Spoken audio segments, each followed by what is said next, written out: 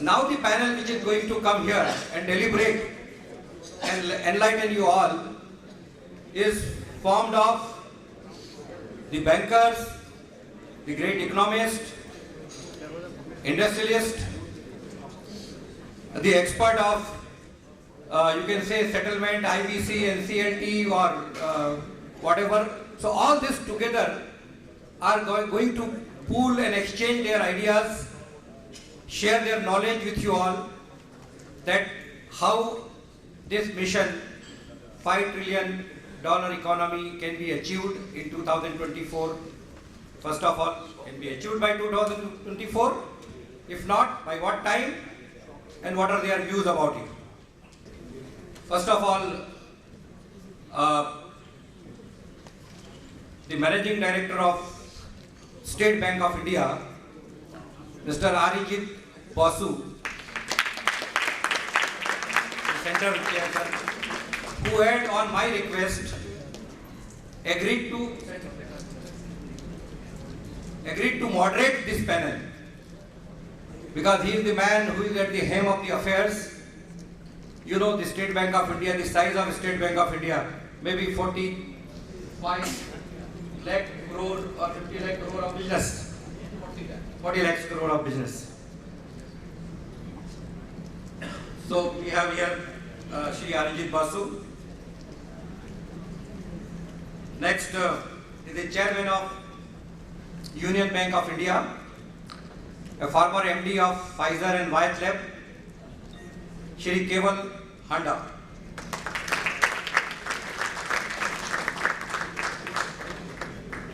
We have with us Shri Rajnish Jain, the CFO of what? Reliance Jio Infocom.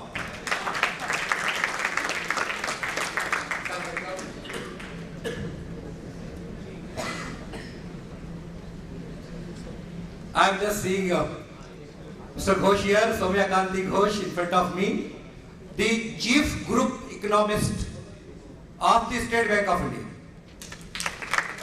A man who is sending his messages on the economy on daily basis, and it is being read and followed, according to me, by not less than 3 to 5 lakh people every day. And yeah, according to me, I said. And we have with us Shri Pankaj Jain, Director of Duff and Phelps, who is going to enlighten us on what is happening around with the restructuring, with the NCLT, with the IBC process, and how it is going to add up to the 5 trillion economy. With this, ladies and gentlemen, I hand over the proceedings of this panel, panel 2, to Shri Arijit Basu. Thank you.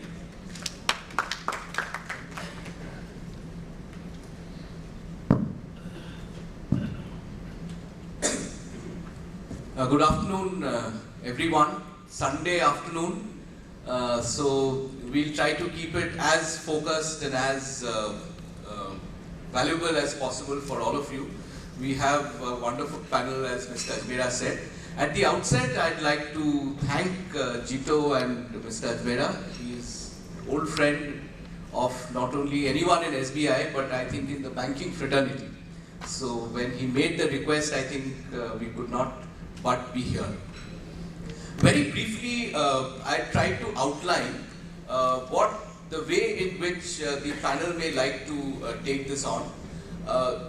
So to my mind, you know, when this notion of 5 trillion economy by 2024 or 2025 was given by the Prime Minister, it was not just intended to be a number. It is basically that India is in that very sweet spot where we should be taking off very fast, use the demographic advantage, and then come to an economy which is not only large in number, but which is also vibrant, which also takes care of aspirations of the people.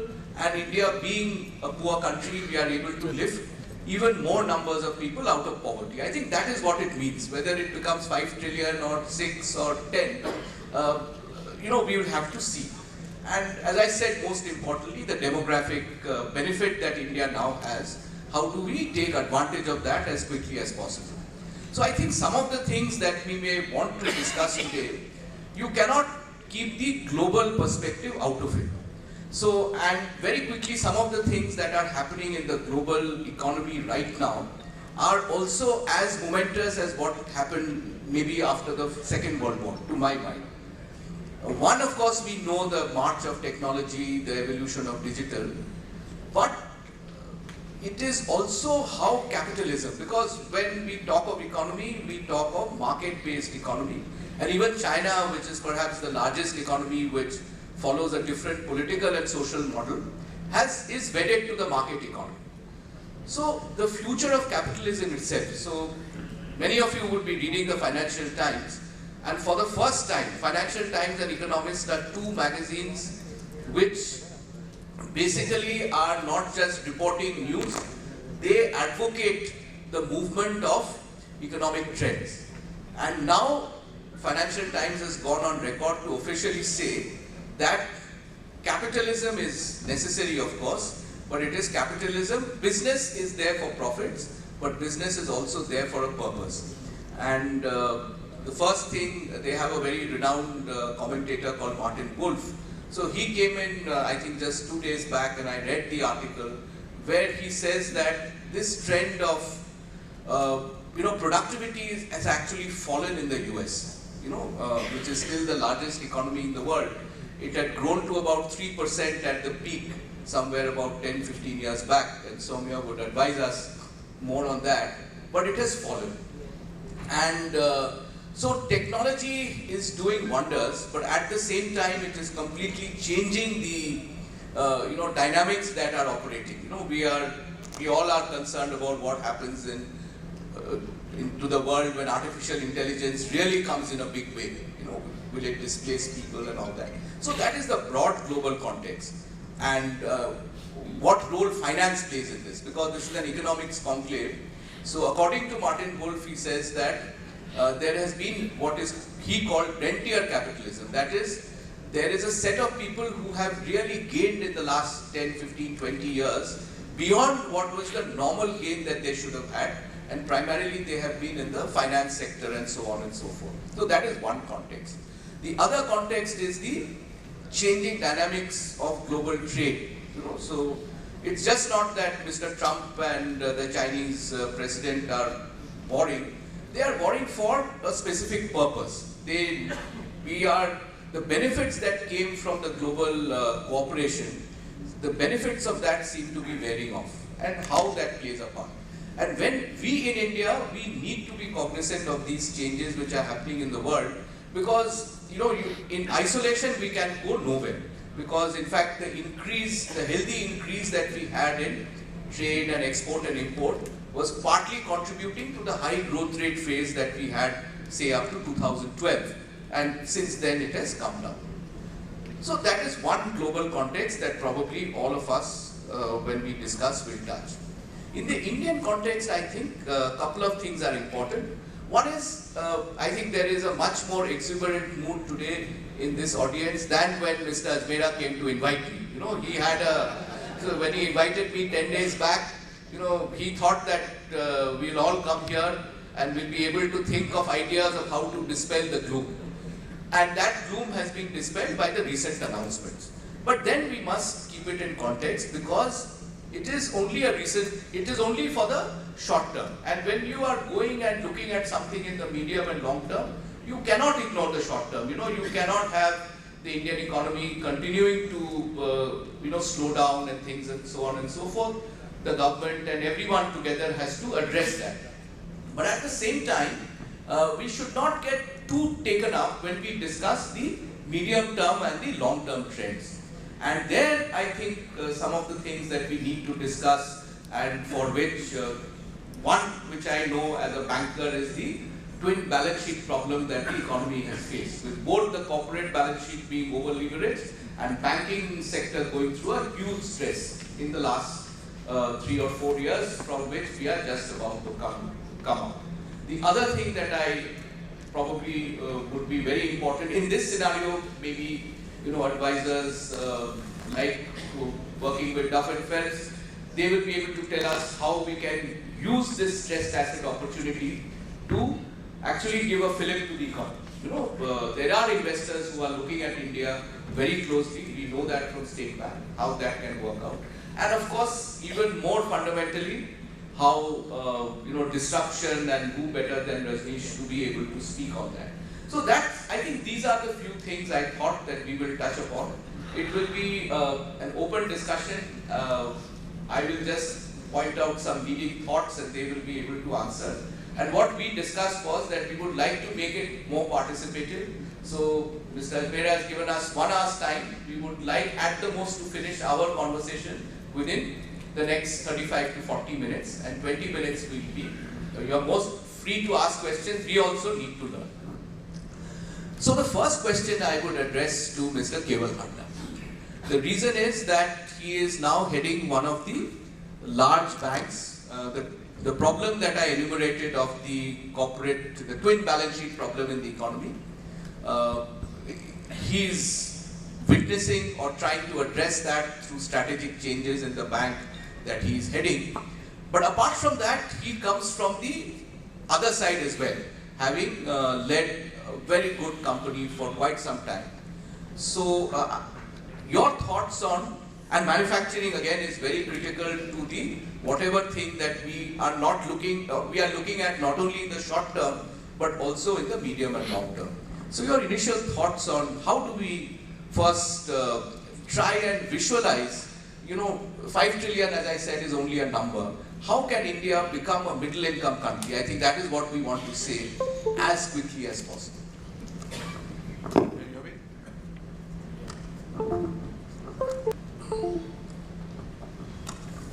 Thank you, Ajit, and a very good afternoon to all of you, and thanks, Ajmera. There was one common rule that Sundays I don't go anywhere because it's a tennis day and a beer day in the club. But I have to break that rule today for him. I just want to put a little bit of context of this 5 trillion economy.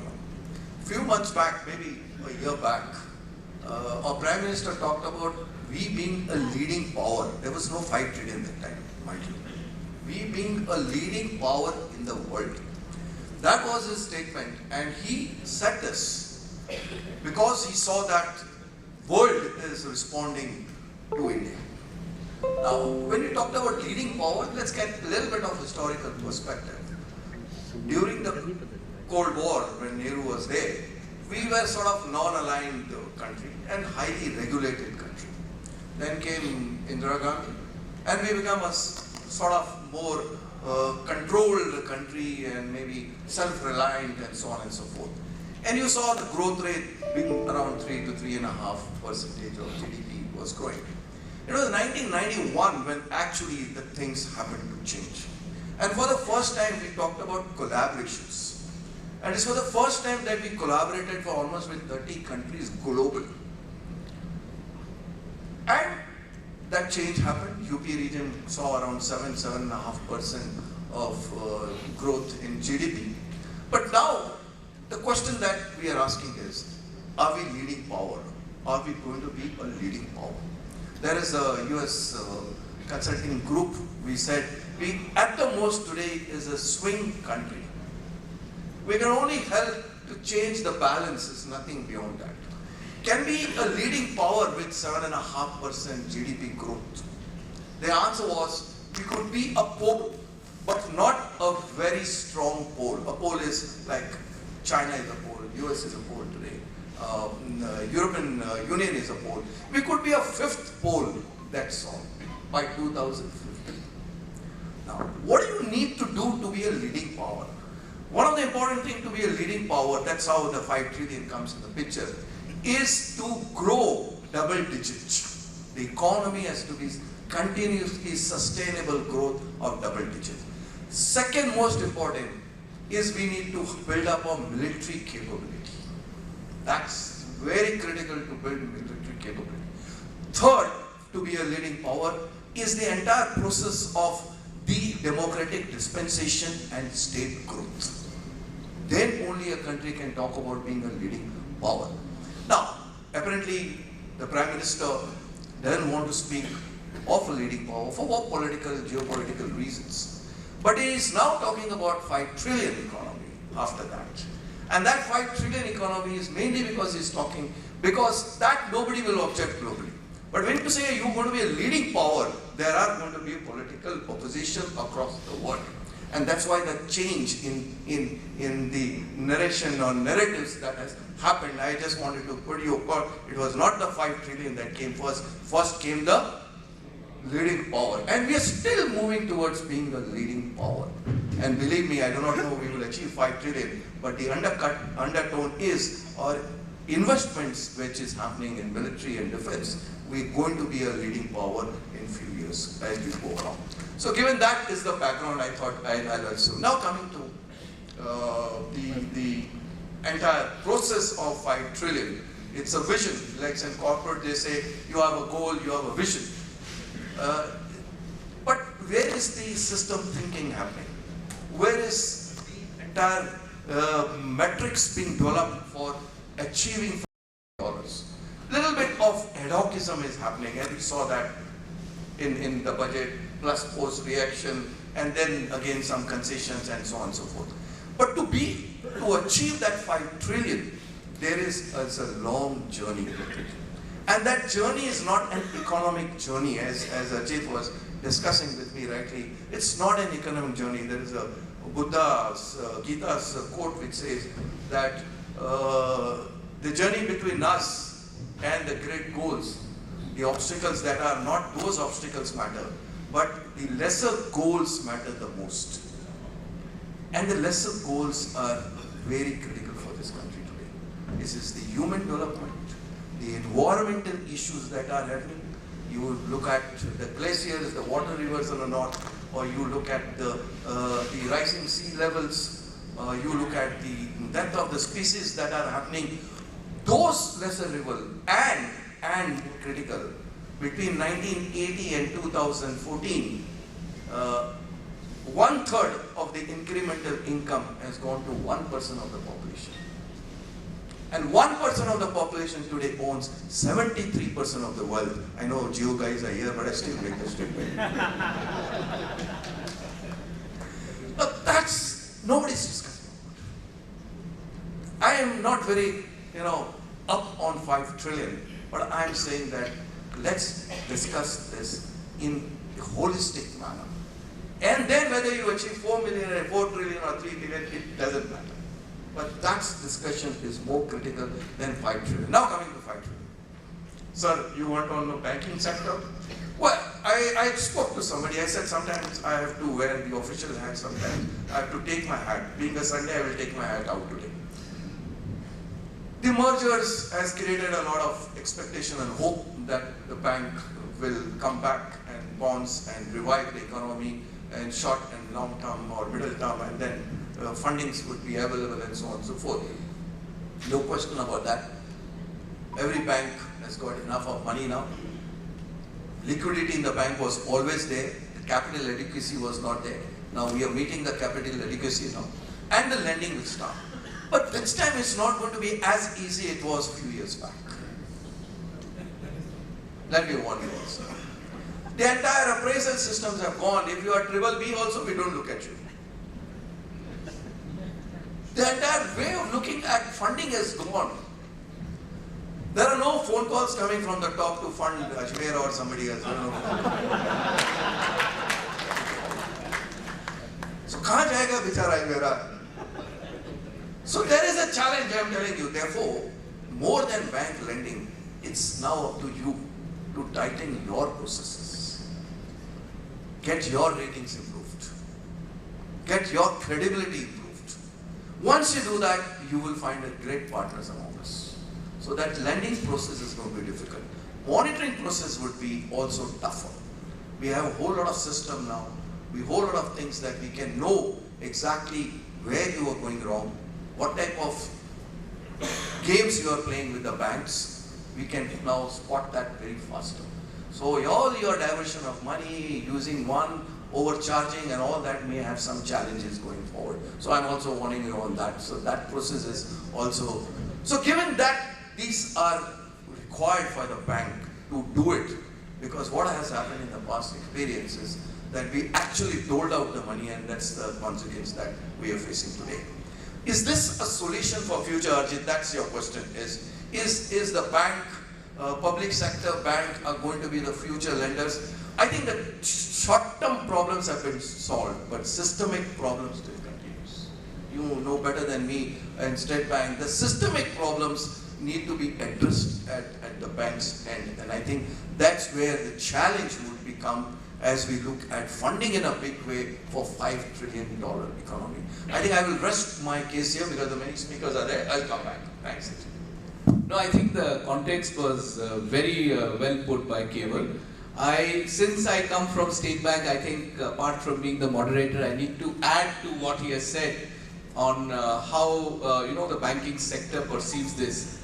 So 2 points very quickly to add to what he said. Risk is, when you are doing banking and when you have a business model, most of you here are in business. When you have a business model, the first thing that you do is, the art of making money is from how best you manage the risk. And it is true for any financial institution, whether it be a bank or an NBFC. So I think we started incurring losses, or there was such a huge problem in our balance sheet, was because we did not manage the risk well. There are just two things. One is the customer. Who are you serving? And are you serving him well? And the second thing is, are you managing the risk well? Which we perhaps did not do. There is also a debate which he touched upon between public sector and private sector, and going forward, as I said, if capitalism is the thing, we will see how it evolves. But one thing we must remember, that this was never around public or private sector.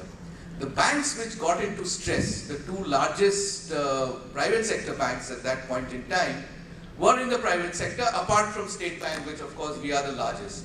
So it is because we did a particular type of lending which we felt was actually necessary for the growth of the country.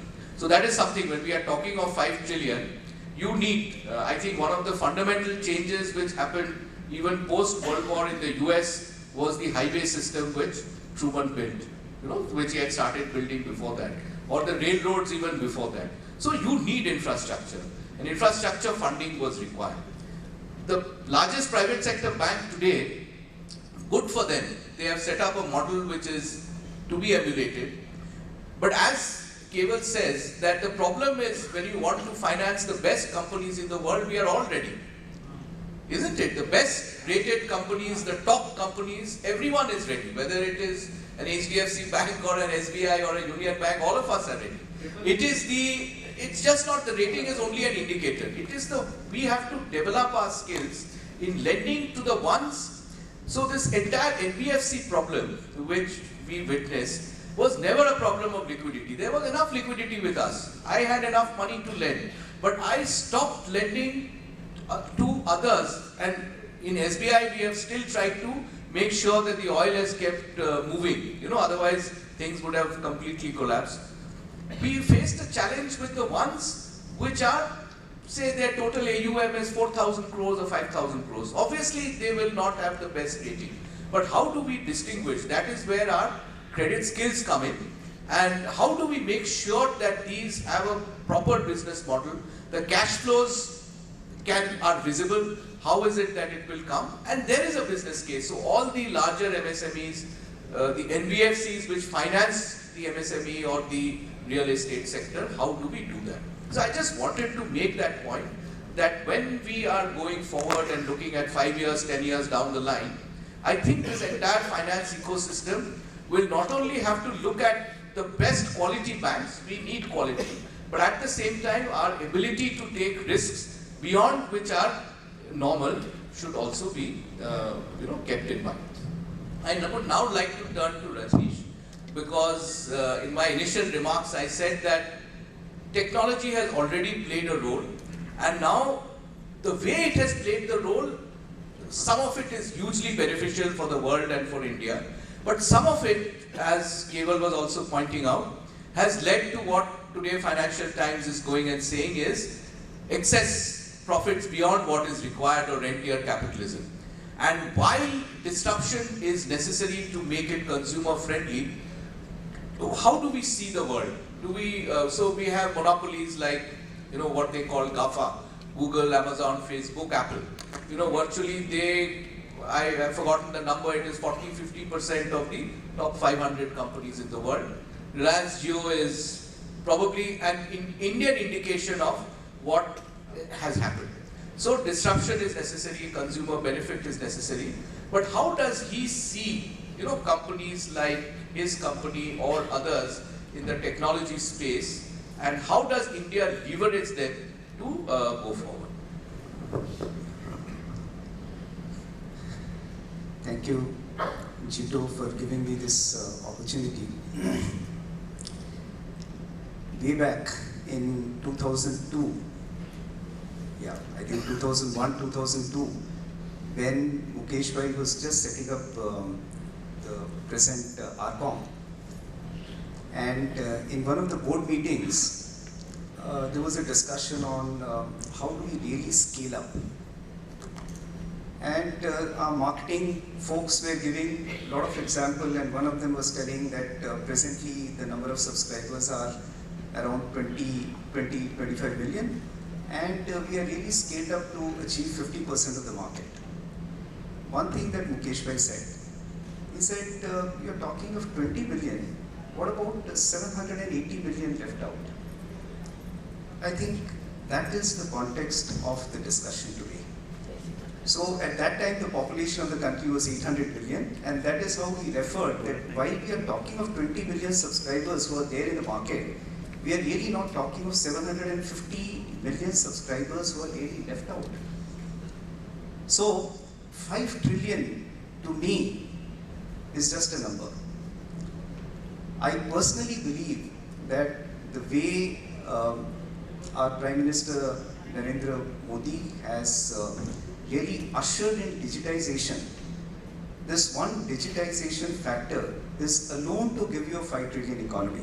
Leave alone the other sectors would actually only add to that. Now let us look at the numbers, and that is why, I believe in Googleization, therefore, I don't rely on my CPU, and वैसे भी अब आगे की CPU cloud पे रहने वाली है, so one should not rely on the CPU that are, good old professors used to have. So let's look at the number now. China reached 5 trillion from 2.7, and good that today we are talking of 2.7 trillion economy. Arijita, I think that's the number. So from 2.7 trillion to 5 trillion, China reached in just 3 years, and US for that matter took a long time to reach 5 trillion. But when it came to 5 trillion to 20 trillion economy that America is as of today, they grew exponentially fast. So the context point here is reach that 5 trillion number as early as possible. Because the moment you reach 5 trillion economy, later on the growth would be kind of exponential. And why exponential? And again, I have to go back to one of the example of an old movie, Bachchan's movie again. I'm a big fan of Bachchan, Bemisal, in which he said कि 10 रुपए को 11 रुपए करने में जो गरीब आदमी है उसको पूरा जीवन लग जाता है कभी-कभी. But then for a good flourished person 10 lakh से 11 लाख करने के लिए खाली मिनटों लगते हैं. Now what does this context says? This context actually explains the truth. जब 10 से 11 करना होता है, तो that means you do not have means. So first of all, you have to satisfy your means. After satisfying your means, then you have to create a business. Then that means, you have to build a lot of capital in the business. So whatever you are earning, you're putting in that. But after your means you've taken care of, after the infrastructure that you need for your business that is taken care of, then the growth actually becomes exponential. And that is where the whole point is, are we really ushering towards that? Now the point is, I think, again, I saw a lot of enthusiasm today just by one, kind of announcement that our finance minister made. But as Arijit very rightly said, is that the end? Is that we want? I think just to boost up the economy and as a short-term measure, it is absolutely fine. But it is definitely not a long-term measure. As a long-term measure, our infrastructure has to grow. And how does this infrastructure grow? Strictly speaking, I think, one of the contexts which has not been discussed today and which definitely I want to take up and definitely I want to invite views from all of you also is where are we in terms of education? I think almost 250 million population is still not educated in this country. If the country is not educated, where do we think of growth? I mean, अगर grey matter Arijit दा जैसा लेके आना है, तो सबसे पहले तो लोगों को educate करना पड़ेगा. Now, are we doing our bit towards education? First point. The second, I think one of the panelists in today's discussion also spoke of agriculture. I think very good that he spoke of agriculture. Because today, our basic sustainability, the number of population, the number of population that we have are still dependent on agriculture. But where is the yield in terms of agriculture? We are far behind when you compare to leading countries like China and USA. So are we doing enough to increase the productivity? And the simple mathematics says that with the same land, if you increase the productivity, your GDP grows and therefore your revenue grows. The third sector to me is a healthcare. Good that US spends almost 18% on healthcare. तो उनकी 18% GDP तो healthcare में चली जाती है. But India, because of the demographic that we have a lot of youngsters. And in fact, again, I have to credit our Prime Minister for that. He spotted this particular aspect pretty well and pretty early. And that is why much of his talks today are focused on the youth, are focused on how to really motivate the youth to grow up. And I'm pretty sure if you're able to motivate our youth, I think, this 5 trillion, 10 trillion would just see a number.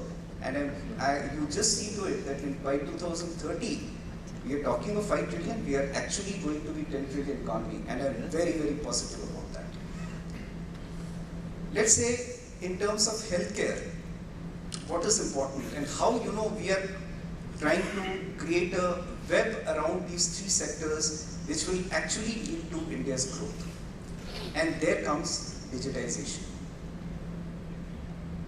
In education, if you really see, and again, Prime Minister Modi, once said, I want to connect all the panchayats. In fact, one of this task to Mukesh Bhai, connectivity ka kya hai? I want this particular connectivity to be kind of seamless. And all of you have to step up to that if we are really talking of digitization. Today, in terms of connectivity, you see we are there. And now if you go to villages, you will find people completely connected on data. And if you see the data, I'm telling you 2018 numbers, I'm not telling you 2019 because 2019 is much lesser. But just to set the context right, our total, the price of data in India is $0.26 US. In China, it is $9.89 US per GB. In US, it is $12 per GB. And this is where the change is going to happen because now the data is available to the common man. And if it is available to the common man, all the common man actually are enthused to really participate in development, which they were not doing earlier. And if they participate in development, then it is not left only to the urban class to really think of 5 trillion economy, then the entire 130 billion population is actually thinking of that. That is a change which is going to happen. Similarly, in case of healthcare, with all the digital apps that you see, in fact, how did this Jio Health started? Mukesh Bhai was in US and his brother-in-law actually got a heart attack. And but then the US doctors, as you know, are pretty fussy. They want all your details available at the fingertip. To get the details, it took a bit of time, and he was not happy about that. He said, at least in India, I want to create a culture where people have all their health report on a platter, on their application, on a mobile phone. And that is how the concept of GeoHealth arose. So today, if in that kind of a situation is there, you can think you are able to take care of health in advance. In fact, you can also be treated remotely. We actually experimented that in Gujarat very successfully. So you can be actually treated remotely also.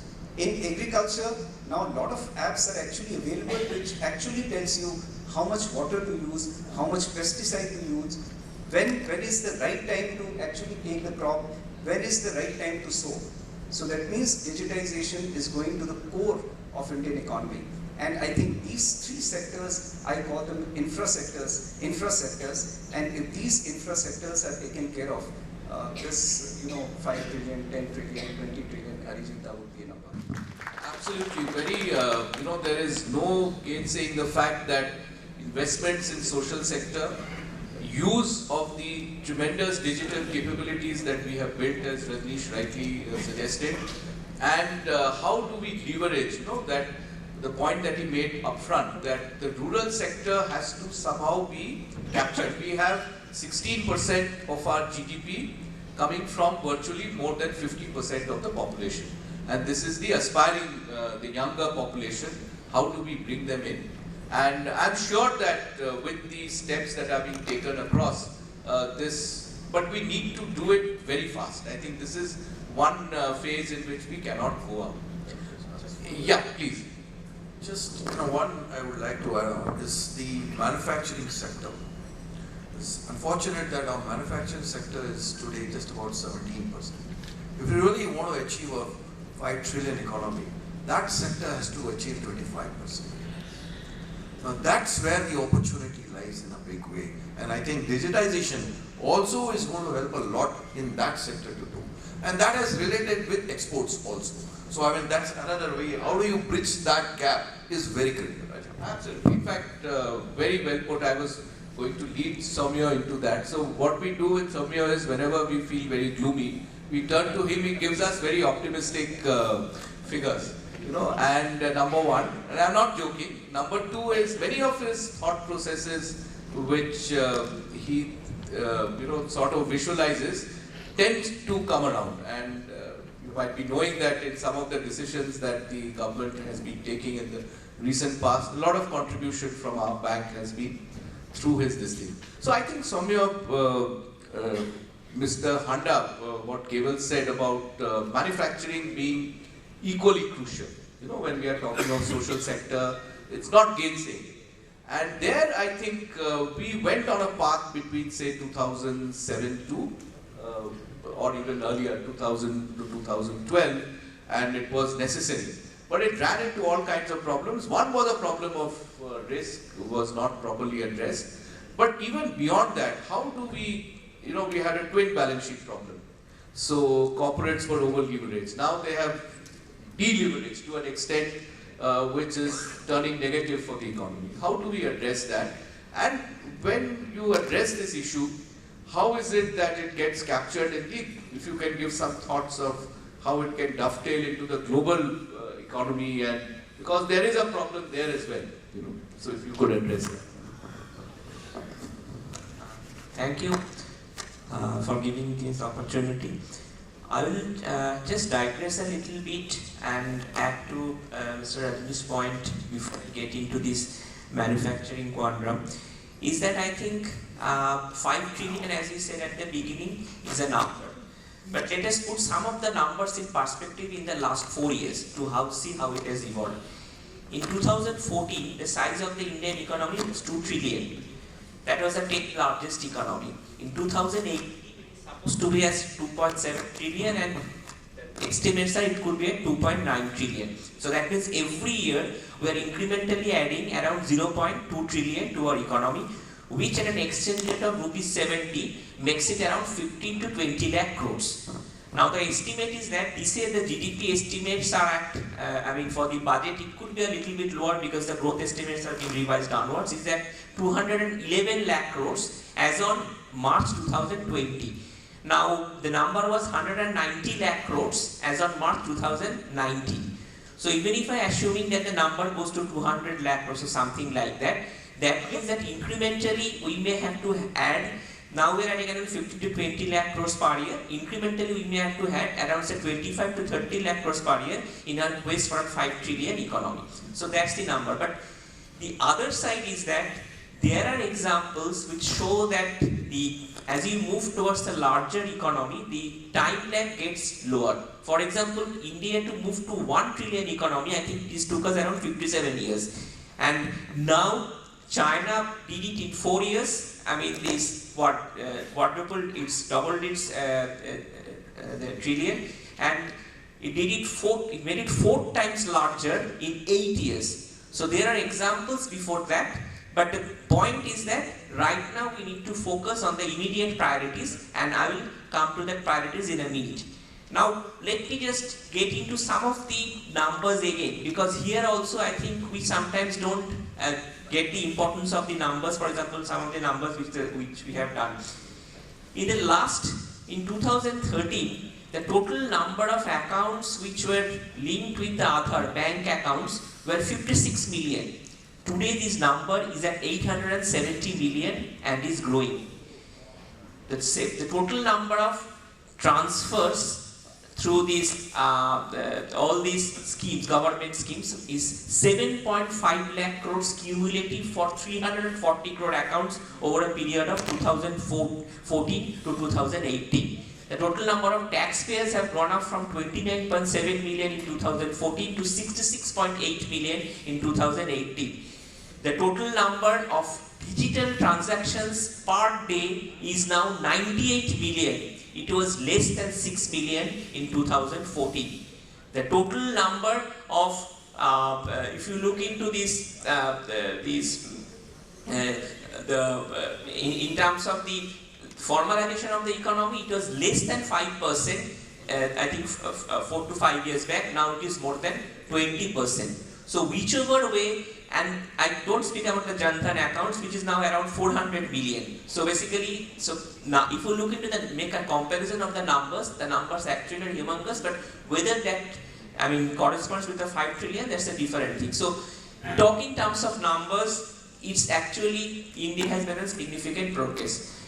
Now the issue is that, how do you get to that, I mean, get to a particular number which we are in my sense, currently the global economy is going through a little bit of problems, and the context is that there is now a thinking in USA is that the macroeconomic thinking of 1970s needs to change. There was a paper by noted economist Lawrence Summers put a few days back, I think just 14 days back, saying that the economic thinking needs to change, which was in 1970s. If you remember, in 1970s, there was a lot of thinking in economics saying that how the markets could clear, and that was the time when all this theory of that the markets don't have proper information, the marketplace, they have asymmetric information. For example, the information which I have, you may not have the same information, you may have better information. So all these theories came up around that point of time.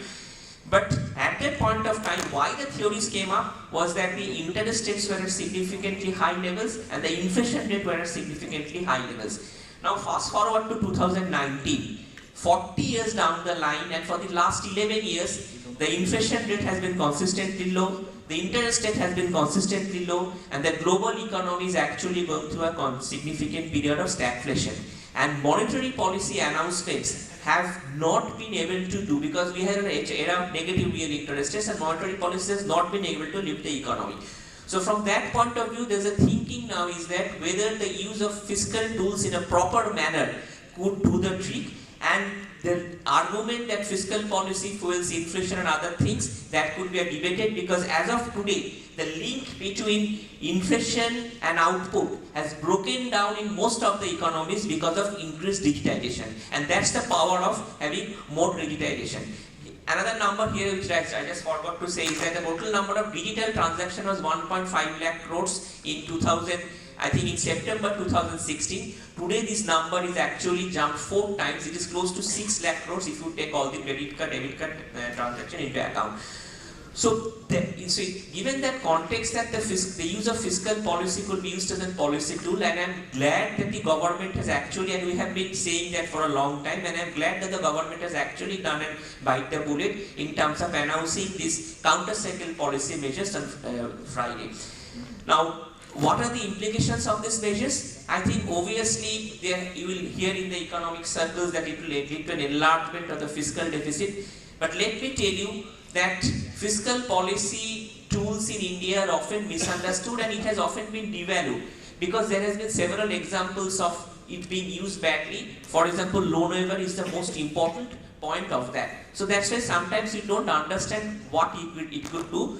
And our estimates actually show that the cost savings to the corporates because of this could be, we did a sample of around 3,446 companies, could be at least 50,000 crore. So if that leads to a lower amount of product prices, and given the fact, which coming to our MD's as a point of that manufacturing chain, the global manufacturing industry has been going to a downswing, and now it's the time to set a tax rate at 15%, which could actually entice the manufacturing units to set bases to India. And that is actually, and that is basically the motto of these changes which the government possibly is achieving. And hopefully, 2019, I think the timeline is given till 2023. So if that is the case, and if some of the firms set their bases from 2000 into India, there are already talks which is happening. I think that could actually happen to be a game changer. Because remember, 5 trillion we are trying, but the export target which we are also putting is actually close to 1 trillion, so which is 20% of the overall number. So if India has to grow tomorrow, Indian exports also need to grow at a significant pace, and so basically this decision could actually propel the exports to a higher trajectory. And finally, on this 5 trillion case, we often forget about the states, because when China moved to a 5 trillion economy, the things were completely different. We are in a world where global trade was open. We are in a world where global institutions were significantly, where American policies significantly impacting and very powerful. But today we are in a situation of protectionism, and the global institutions, are a little bit, I'm not sure how much policy they are being able to enable in a situation where the era is a protectionism. So today, apart from the exports, the states also have to play a role, and in this case, I think some of the states which are in the eastern part of the country, and this government has been continuously saying, need to play a role much better than what they are doing today. So it's not a question of being the center, it's a question of the center and the states working together in quest for a higher level of GDP number. I think Shomo has given a very detailed perspective of how things are and how does the current situation play out when we are talking of the medium term. The other point that I wanted to mention was that manufacturing has to come, but it cannot come with some other fundamental reform measures which we have been talking about, say land, where do we get land from, exports. This is possibly the best opportunity for India with low cost wages, but we have not been able to come. The other thing that probably we have not discussed, which is very crucial if we have to take India to whichever level that we want to, is that India, being a relatively poor country, does not have resources available domestically to be able to achieve that. And we need support from global investors. The connectivity between India and the global economy has been achieved. However, investors have looked very closely, but it has primarily been through stock market or share market investments rather than getting FDI, as we call it. But the opportunity is immense. There are, as I said, in the stressed asset space, we know that a large number of investing firms, private equity, hedge funds, they're all looking at India. But who better than Pankaj to be able to give us a more detailed understanding of this, and how does Pankaj look at, what more can India do to be able to attract foreign direct investment or any other investment, not just for the short term, but in a sustainable and viable manner for them. Thank you, Mr. Basu, and very much appreciate being here on a Sunday morning with you all.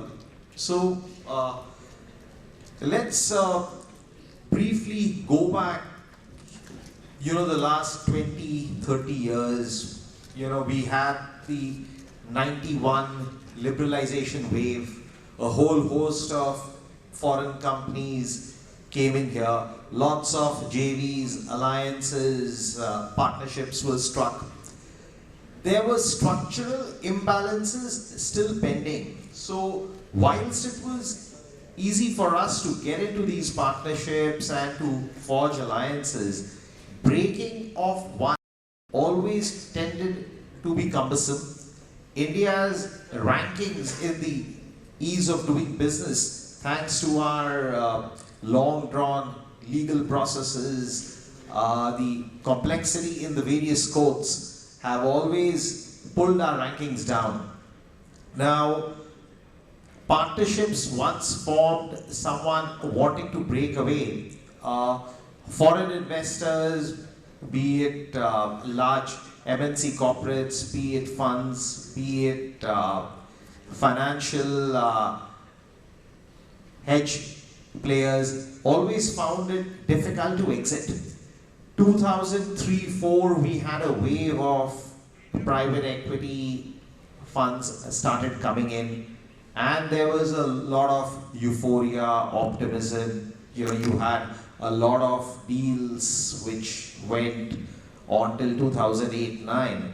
When these first funds completed their fund cycle, the time for exits came. If you look at historic performance of a lot of these equity funds, they've either returned to their LPs in single digits, or a lot of them have not returned at all. I mean, we were involved in recapitalization of a healthcare fund a few months back, where the LPs were exiting at close to 50% of their principal invested amount. So what historically, happened, and where did these discomfort, or where did the confidence not come about in the system? In the mid-90s, late 90s, you had the CDR regime, which ran parallelly with the BIFR. So if a good business, with the promoters firmly wanting to run it, if they could restructure it in the CDR mechanism, the company got another breather of life, well and good. If not, you could still knock at the BIFR doors, be locked there for years, possibly decades, with no solution coming out, and then expecting that the lenders and other creditors take a steep haircut on the business, and thereby the erstwhile management standing to gain. Now, lots of these legal structures that we had never led to confidence with foreign investors. 2004, you had the Sarfezi regime come in. A lot of us thought at the time that, this will now lead to faster resolution of stressed assets, recoveries would be higher. But again, the legal system went on to, entangles, and cases could be dragged and prolonged for time immemorial. 2016, a lot of us believe, and I strongly advocate that this was a much needed reform in the country. We had a ballooning of debt. We had a huge upsurge in credit between 2009 and 13, whereas fundamental industries, economies, sectors like steel, cement, power, for various reasons, some attributable to the government policies, some attributable to, lack of clarity, some attributable to, the promoters not playing very fair, resulted in a lot of mess that had to be cleared out. The Insolvency and Bankruptcy Code of 2016, promised a fairly quick resolution in a defined time period of 6 to 9 months, and the objective was to revive stressed assets, get jobs back on track, and also to foster a climate of encouraging foreign investments and to safeguard. I mean, it's easy to get money, but we also have this responsibility of safeguarding foreign money and with a moral responsibility of returning it back. So, this was a measure that intended, a very fair thought process on quick resolution, creditors to be given their respective shares, to be accorded their statuses, in a very well-defined mechanism. What we've seen in the last 2-3 years is, whilst some of the cases, a large steel business or a large power plant has gone on beyond this time period of 6 to 9 months.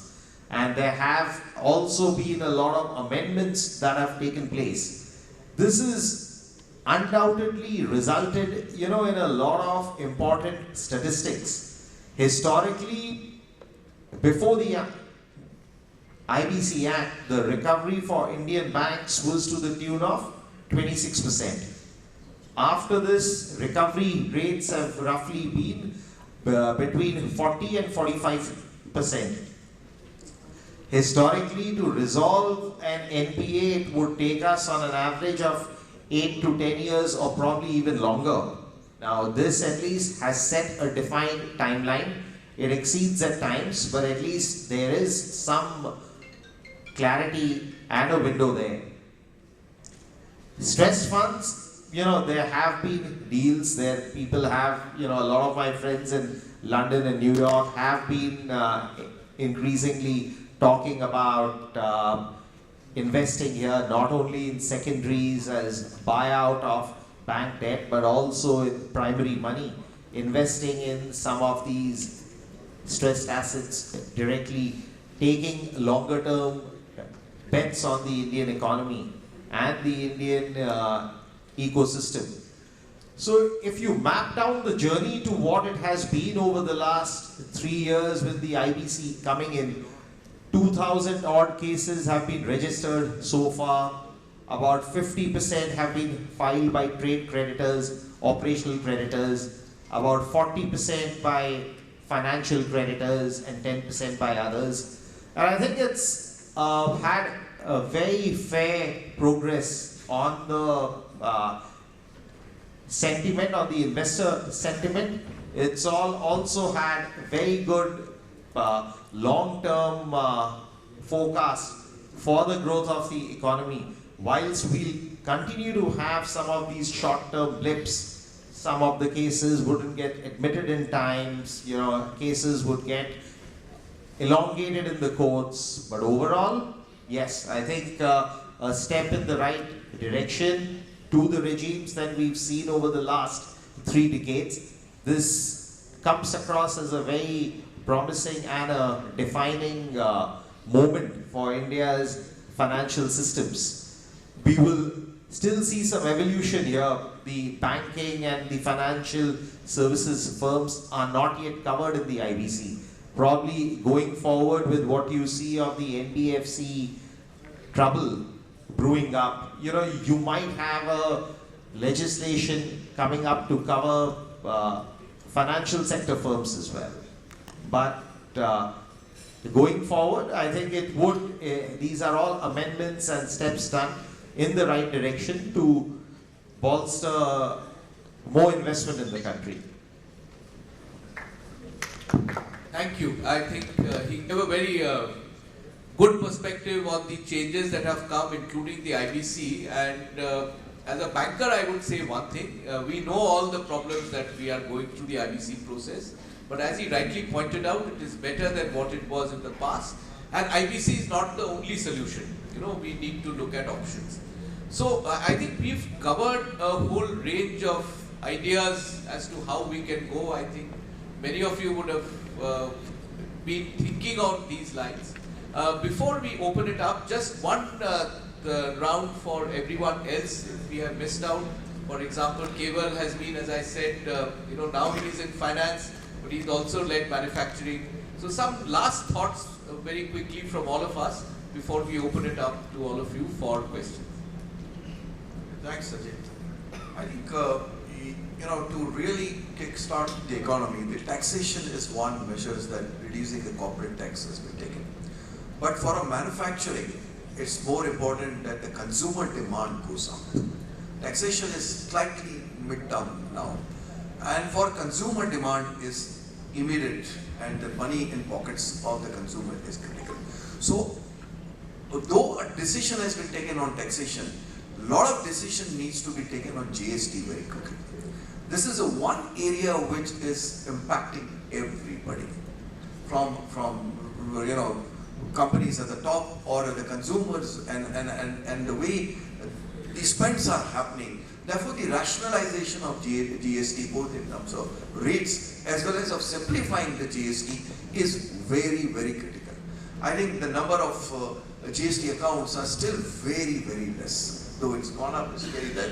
Now, if you want to grow the economy faster, and if you need to propel the economy, this is one big area that the government needs to focus, which has not been focused. Tinkering with rates, tinkering few products up and down is not going to happen. You need a big radical change. The other radical changes that is definitely required is the aviation sector. We are the largest domestic aviation in the world. We're the third largest, sorry. We're the third largest. Change the way we are looking at domestic aviation sector. Invite global players in the domestic sector. You will see a seesaw change happening immediately. The next area is absolutely agriculture pointed out. 50% contributes only 4.5% or 3% of the growth of the economy. Radical changes of land reforms, though BJP tried to attempt in the earlier field, requires that will support manufacturing also. So land reforms is to my mind is land and labor reforms. If you want to bring changes, the basic foundations are land and labor reforms. Nobody has touched it, sensitive subject, but time has come to look at very differently to these changes. Absolutely. Rajneesh? I believe in participative management. I think one of the big change that we want to bring in this particular session is a lot of participation, because we have a lot of very distinguished people sitting here. I would look forward to their queries so that jointly, we are able to build this up. And we don't have to worry, Arijita, about hunger pangs, because most of them are chains. Final. I'll just add 2 points to it. Apart from the taxation issue, I think the direct tax code report has been implemented, a part of it has been, we have seen being implemented on Friday. So hopefully the part on the personal income taxes could be the way forward in the next budget. So that's an case. The other two things which I want could do a wonders. The first thing is that the banks are currently very much provided 80% of the provision. So most important thing for the banks is now the resolution.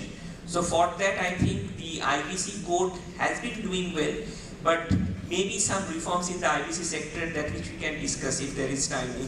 That could be the most important thing for the banks and the financial institutions. And the final thing is that I think that one measure which could reform the rural sector is dismantling the APMC across states. Maharashtra did it, but reversed it within a day. So I think if that is done, that will solve 70% of foreign income problems of these rural issues we always keep hearing, that the farmers are unable to sell in any parts of the country. So I think even if we 2 to 3 things are done immediately, that could finish the full cycle which we have started. Pankaj? For us to get to this 5 trillion number, spending on infrastructure needs to be boosted up. And last few years, we've seen a whole host of these EPC companies, developers, power projects, etc., not being able to perform. So I think at the industry-specific level, a few reforms required that boosting on infrastructure could come up. And a lot more impetus to be given to out-of-court settlements, be it resolution of debt with some haircut, be it change management, be it a pre-pack solution, so that we have quicker and faster recoveries and revival of businesses. Absolutely, and one final point from my side. I think this is a conclave of essentially people in business, business and trade. So one thing which India in the last few years has been rightly attempting to do is whatever cleanup is required in the system, that is being attempted, and that is very necessary. But at the same time, we must make sure that business is a job of taking risk. And if you take a risk, some risks will play out well and some risks will fail. And that is how the most successful country in the world, USA. So failure is not always, Steve Jobs failed, I think that example is given so many times. But how is it that we build an ecosystem in India where genuine failure needs to be kept aside, and the person and the set of persons again given a chance to come up? Unfortunately, so far, I don't think we have been able to get that thing right. And if we have to grow and prosper as a country, we need to get that ecosystem right. I think we have spoken quite a bit. It's open to questions. Lunch is awaiting. So, first question, I think this gentleman here has raised his hand. I'm noting. I'll come back to everyone. And if you could kindly also indicate, if you wish, who you would like the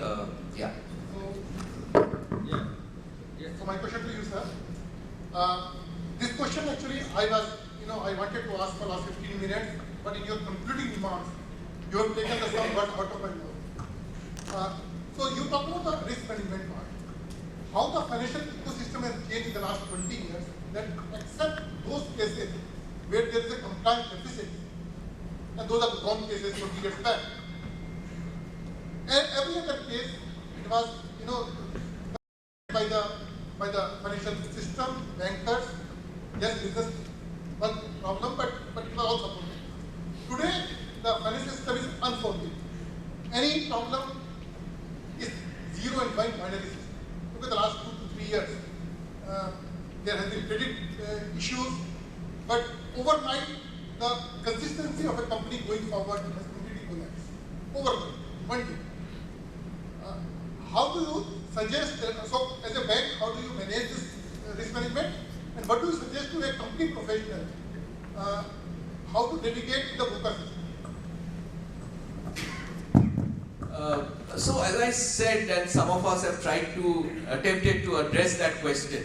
So everyone in this room will agree that banks are the core of the financial system. They have to remain healthy. So our basic job is to manage the risk well, apart from serving the customers. Now, when things went wrong, let's distinguish between the two. One is, in the recent past, what has gone wrong is that very large corporates, throughout our history, even before 1991, we used to see stress in the smaller units in agriculture. And the way I look at it is, one of the reasons for public sector banks to exist is that we need to serve the last mile, which was not done by the so-called private sector banks in the old days, and which was the rationale for nationalization. And that is about, if you add up for most of the public sector banks, If you add up the small SMEs and the agriculture, it would constitute about 15-20% of the book. And much of it also comes out. One big example is self-help groups of women. We have some of the best recovery rates from them. But yet, there will be some which fails, and that is fine because that is required in the national interest. Otherwise, why not have a private sector bank?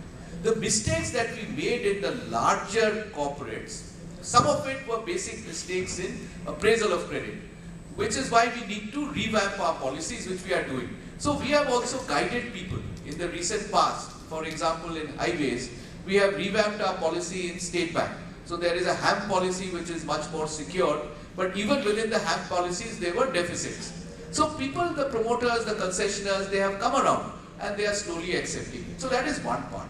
The other part is, I think what you are alluding to is that while, you cannot completely stop the flow of credit. So that, I think most of the banks, at least in State Bank, we never reacted even to the NBFC crisis. We could have just said, we have today opened up some of these government measures that are being announced on lending, co-origination of loans, on partial credit enhancement, have been suggestions that have been made by us. Because if I have a problem in a sector, obviously I have, till the sector improves, I can't keep on going lending. Some are lending to those corporates to whom just because it was a AAA, I lent an X amount of money. I need to mitigate my risk. But at the same time, we have kept our doors open for on-lending, say to the priority sector, where companies may not have the AAA rating, but they may be a BBB or an A, that is open. So I think a mix of both this will happen. Mr. Handa will supplement me. The other point that, as I said at my concluding remarks, that the ecosystem that we have in the country, we have swung to the other side where we have made things, cleanup is required. You cannot have this perpetual black money, corruption, that has to be addressed. But at the same time, some of this has arisen because our system used to promote that. We made things so challenging for an entrepreneur. You all would know, you are the entrepreneurs in this room. And now that we are changing that, till we achieve perfection, we must make or differentiate between a genuine business failure, give him another chance if he has some better business model, but definitely go after the people who have gained the system. So, absolutely a very valid question. This discussion we had, and we said, look, we have got paranoid. We have stopped taking decisions. We now equate every client as the same client and look with a suspicion of NPA. I think this is the wrong culture of the bank. This is not the banking culture. Like I showed, we had full-length discussion, and I led that discussion. I said, what is the reason why we are as bankers? If a client has worked with me and serviced his loan regularly, one default, does he become an NPA? One default, does you start looking at a suspicion? Before that happens, sit with him, discuss with him, find solutions. Nurturing a client, helping a client should be a primary role. Taking him to an NPA, taking him to NCLT is secondary. Let me tell you this very clearly. That shift is going to happen. There is an accountability issue with the employees. They don't take decision because of that, but the laws is now again in favor. And we are telling the people that you start taking decision, we will support you for whatever decision you take. Don't be worried of CBI, CBS, NPCs and other things. So that change is happening now. I think the gentleman here wanted to ask a question. Yeah, this is CA Sandeep Chandalia from Crown Group. जैसे तीन चीजें होती है, रोटी, कपड़ा और मकान. So मकान के बारे में बहुत बार बातें होती है कि रियल एस्टेट में क्या होगा. And if I see at the yield level, 2 to 3% rental yield versus about 8%, आप बैंकर्स बैठे हो तो आपको ये जानकारी है. तो इतना बड़ा डिफरेंशियल में कभी भी कोई आपकी रियल एस्टेट को रिवाइव नहीं कर सकते. आप 2-3% रेंटल yield, 8% EMI आप बाय करके कभी रेंट पे दे नहीं सकते. तो ये डिफरेंशियल में सबसे बड़ा प्रॉब्लम है. You cannot revive the real estate sector. तो आपकी थिंकिंग क्या है on the real estate side? And because they are economists, I want to understand. मैं बहुत लोगों को देखता हूँ on the unemployment side, when they see the youth, there's a lot of problem with the education sector. मैं आज ही जब बाहर देख रहा था तो ग्लोबल यूथ के लिए लोग लाइन लगा के खड़े हुए MBA के लिए, but I don't know finally उनका end point क्या है? Where are they looking at self-employment or are they looking at generating jobs? So ये बहुत बड़ा problem है. I think that needs to be addressed to this issue. Thank you. Yeah, on the second part, let me take, and I will leave the real estate part to the economist here. On the education part, in fact, one of the area where I have been really addressing is our schools and institutions, because I believe, and I very clearly said कि अभी India में youth काफी है, and अगर आपने youth को सही दिशा दी, then only change will happen. Startup is something which I wanted to address in my initial discussion, but good that आपने point out किया. Let me talk about startups.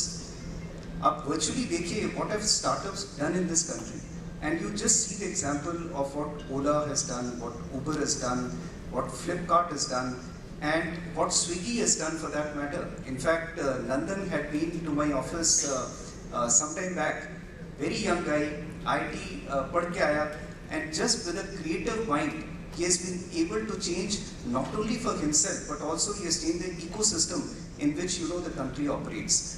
There are millions of these opportunities available. Only thing is, हमें वो typical thinking जो है कि job में जाना है, 12-13 लाख की salary पे चले जाना है, and then we actually retire from that particular organization. If you really have a creative mind, and if you spend on those creative mind, you can earn millions and millions of dollars. And even if you fail for that matter, KFC failed so many times. Your own Alibaba is an example. He was actually rejected by most of the institution. Bill Gates is an example. तो अगर एक बार successful नहीं हुए, तो job तो already available है. You can always do the job. But if we are really able to exploit the creative mind that Indians have, and one of the panelists, if you remember, last session ने कहा था कि we want, US is actually not allowing Indians to stay. It is good for us.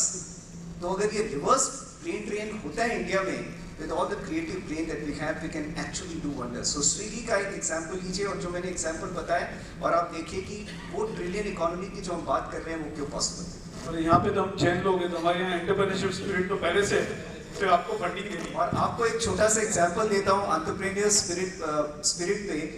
Again, it comes from a Gujarati brain of Mukesh bhai. जब हम लोग बात कर रहे थे डेटा की, तो अगर आप देखिए कि हम लोग सब फेसबुक यूज करते हैं, अल्टीमेटली जो भी आप फेसबुक में काम करते हैं, very in India lot of data usage happens, because मैं देखता हूँ कि मेरा चौकीदार भी सारी रात आजकल डेटा में लगा रहता है, फिल्में देखता है. तो ये जो डेटा और फेसबुक हम यूज करते हैं, ये कौन कमाता है? मार्क जकरबर्ग कमाता है. So why do we allow them to earn out of us? So Mukesh bhai said, data used by Indians will remain in India. And he even created a concept of data locker. So data locker is a concept कि आपका data आपके पास ही रहेगा. अगर किसी को आपका data इस्तेमाल करना है, तो उसको आपको आपकी permission लेनी पड़ेगी. And when he takes your permission, you actually can charge money. So, आपका जो data waste हो रहा था, and somebody was earning millions and millions of dollars. Today, you can earn money through your data by spending time.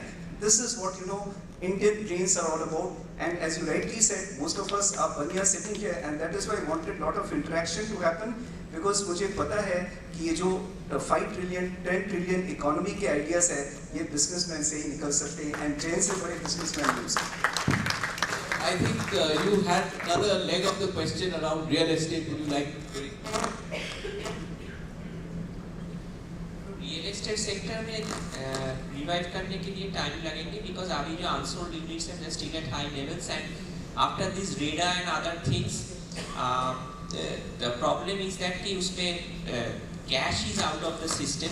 तो अगर cash is out of the system, तो ये जो sector revival, it will take time, and maybe 2-3 years or maybe more than that, because difficult to tell the cycle. But talk from the other perspective. आप देखिए कि आज last 3 साल से मुंबई में, if you see, the prices are not actually going up. Even though the prices are at very high level, some of the prices are not going up. So there is always an opportunity also for buying at these levels. If I take just take the market tips, तो मेरा जो बोलना है कि and बाकी another important चीज जो हो रहा है अभी, पहले आपका जो economical, and this is very important for the real estate sector, अगर आप डेटा ये जॉब्स का बारे में आप मुझे पूछा, जॉब्स में एक चीज आई थिंक हमारा देश में jobs are available, but the problem is that they are not well paid jobs, they are low quality jobs. So उसके लिए क्या प्रॉब्लम होता है कि ये जो डिबेट है कि हमने कितने बिलियन प्रोड्यूस किया, इतने बिलियन, 80 बिलियन, कोई बोलते हैं हमने कुछ भी नहीं प्रोड्यूस किया, I think that debate is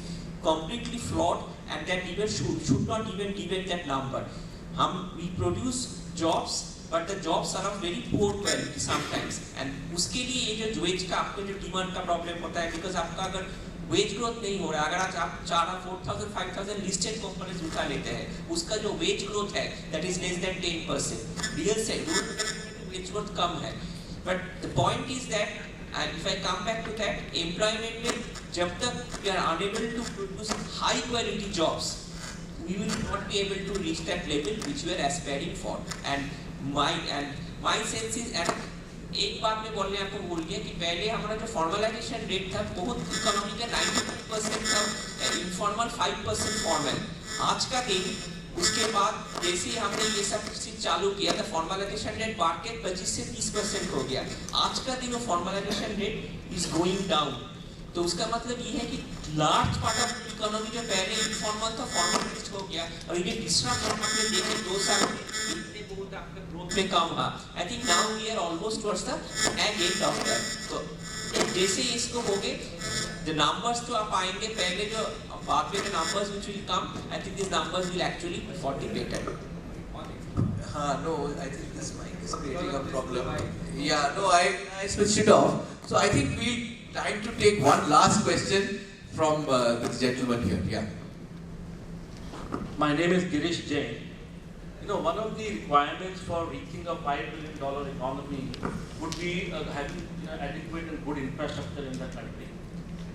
My question to the esteemed panelists is, does India have the financing capability to the banking system to finance these infrastructure projects? You know, India has tried in the past to have specialized institutions like IL&FS, and we all know what happened last year. In fact, that probably was one of the triggers for the downfall in the economy. So, what are the views of the panelists on how do we finance these infrastructure projects, long-term finance? And second and related question is the accountability of the credit rating agencies. I mean, you all know that they were all rated AAA, and they defaulted, they turned them into D rating. So, what is the accountability of the credit rating agencies? Very good question. I'll take it myself because these are the two most important things which we are grappling with as a bank, and I'm right in the thick of that. So the first one is, as you know, the development financial institutions as part of the process of moving to universal banking, like IDBI converted to a bank, ICICI converted to a bank, IFCI was in any case not the best, and they somehow were struggling. So we actually have made a recommendation to the government that it is not possible for the banking system, as we see commercial banks, to be able to take this on. And the private sector is also very clear that the risks that they don't understand, they are not into project finance. So as an easy measure, we have suggested that there is already an IIFL. So if the government thinks appropriate, they could convert that into a bank. Let's see, there will be a debate around this. There is another vehicle which the government has created recently, the NIIF. You would be aware, 51% is held by the government and 49% is held by foreign investors, whether that can be revamped. These are some early thoughts, but you are absolutely right. On rating agencies, I think it has happened globally. Very frankly, if you blame only them, if you recall the post-2008 Lehman era, S&P, Moody's, everyone came under flag. So they have been broadly reactive, and we have had rounds of discussions with all of them. They understand. We do recognize that, rating agencies rate, so they can't run the business. But at the same time, you can't have something falling from AAA to D. What is the system that you had? And so I think it is a mixture of both rating agencies and the people like the banks who use the rating agencies. So we have also now trying to develop or refine our own models.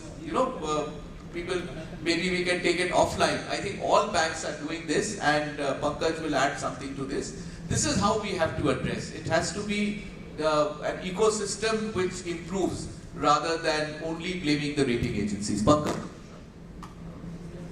Very good question. And see, there's also a larger challenge that we are seeing now, especially in the last 3-6 months, ever since this came to light. In the last about 5 to 7 years, I mean, your question on financing, infrastructure, or growth, whenever businesses had a challenge on working capital mismatch, repayments had to be stretched because the asset life cycle was longer, or promoters wanted to diversify into other areas, there was structured credit available and largely available through the NBFCs. Now this had, over the years become a very important tool, mechanism of financing. And unfortunately over the last few months that we've seen this come to light, first with ILFS, and then Dewan Housing came up, and then Alteco has been in the news last week.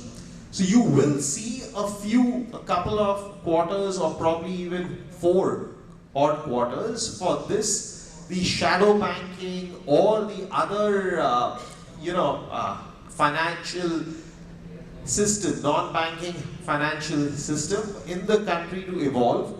And I am sure that this would lead to a deeper inclusion in the financial markets. Thank you very much. I would like to thank all my co-panelists for a wonderful discussion that we were able to have, and of course the audience for being so patient and waiting for lunch, and of course Mr. Ajmera. No, rather I would like to thank all of you on behalf of the entire audience. Mr. Arijit Basu, Mr. Keval Thanda, Pankaj Jain, Rajnish Jain, and Soumya Kanti Ghosh. We are very, very thankful to you for sparing your valuable time here this Sunday. Right since morning, some of you are here till this afternoon. Friends, we would like to acknowledge their contribution of coming here and sharing their knowledge by presenting a small memento to them. And as I request, I call upon the names of the dignitaries. Please come forward and present these mementos. To Shri Arijit Basu, I call upon our Director in Charge of Region once again, Mr. Pramod Mehta. Mr. Pramod Mehta was there some time back. Mr. Vicky Oswal. Ajay ji, please.